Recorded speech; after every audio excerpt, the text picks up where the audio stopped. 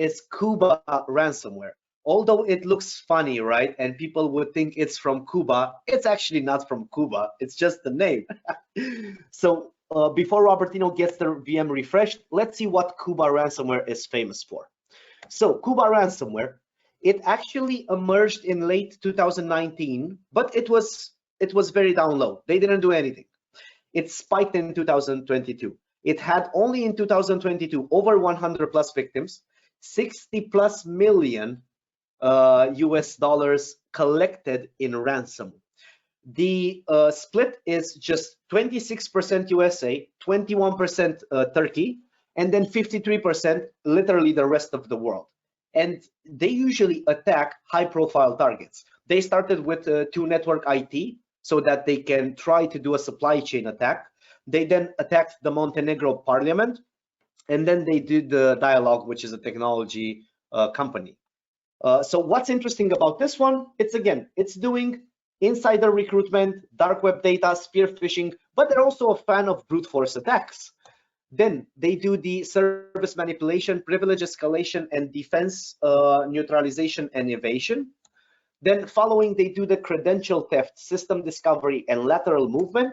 Then they do exfiltration of data, again, via web tools, which are famous web tools which should be blocked, like Mega Upload, for example, or WeTransfer. Come on, guys. We're losing our data through WeTransfer, which is an easy button to block it, right? And then last but not least, it's deleting the shadow copies, it's hijacking the Windows services, and only then encrypting your computers.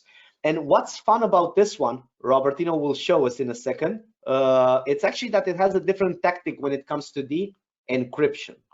So Robertino, is it safe for us to see our screen? Yeah. Thank you. It is. Let's see Idris Alba again.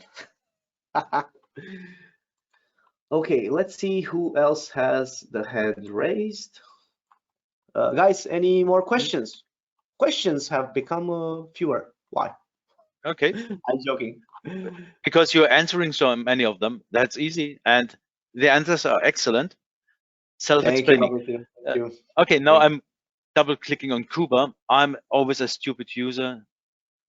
And then it starts working. And well, Nothing happens. Nothing happens. Okay, before I ask you why that is, let's ask the audience. Why do you guys think nothing happens when you double click on this one? The process is running, Robertino can show you, but nothing is happening. Why? And I'll ask you to share your questions in the chat or in the Q&A box. Jonas says it's detecting that it's on a VM.